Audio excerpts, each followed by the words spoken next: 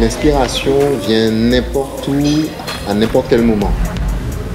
On peut être en train de se promener dans la rue, on peut être chez soi, on peut être dans les transports, dans le bus, dans le métro, dans un avion, un train. Donc il faut toujours être en éveil. Tu sors ton smartphone et tu écris quelques notes, soit toi tu as ton ordinateur sur toi ou ta tablette et tu te poses quelque part pour écrire. On peut aussi faire confiance à sa mémoire, hein, c'est plus risqué. Mais souvent je me dis que si l'idée est vraiment bonne, je ne l'oublierai pas. Donc parfois je ne prends pas de notes.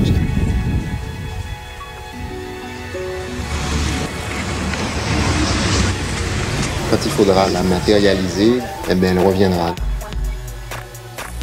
L'envie d'écrire, elle m'est tombée comme ça. Hein. J'avais pas l'ambition de devenir écrivain. Et je pense que c'est à la confrontation d'un nouveau monde, de mondes différents, puisque j'ai grandi en Guadeloupe. Et j'étais à Paris au début des années 90 pour faire mes études. J'étais dans une prépa littéraire, après j'ai fait des études d'histoire.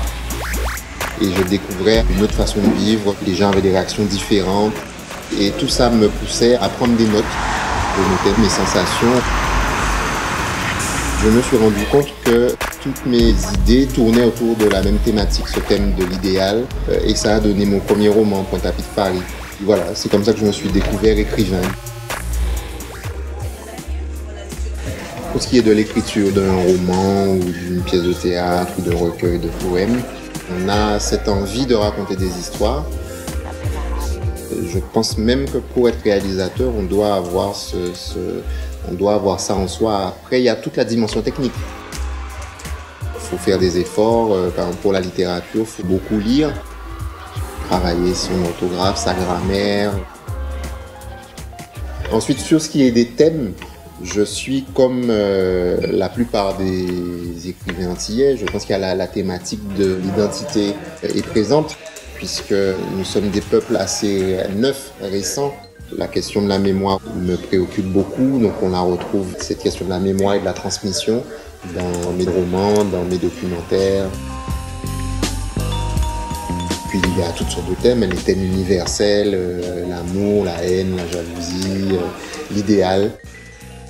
La réalisation de documentaires est une bonne façon de raconter de belles histoires parce qu'on rencontre des personnes formidables.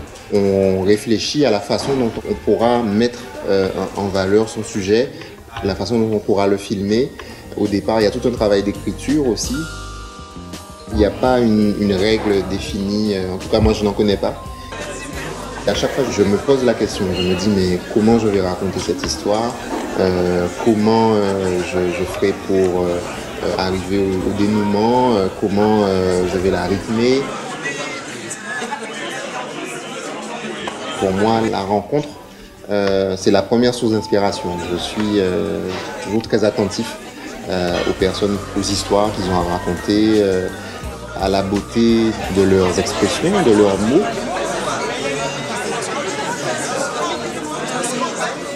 C'est une part de nous que je dévoile, que je raconte.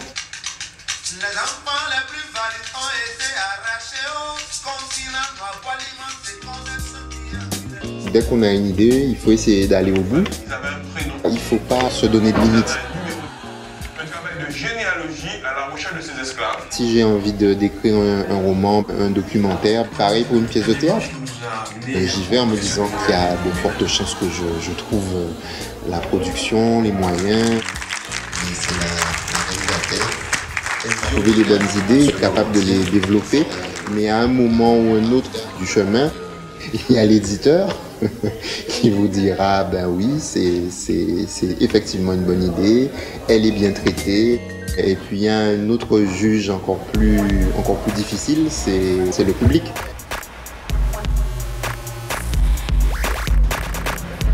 Je pense que vraiment le plus important au départ, c'est d'avoir une bonne histoire et puis trouver les moyens de la faire vivre.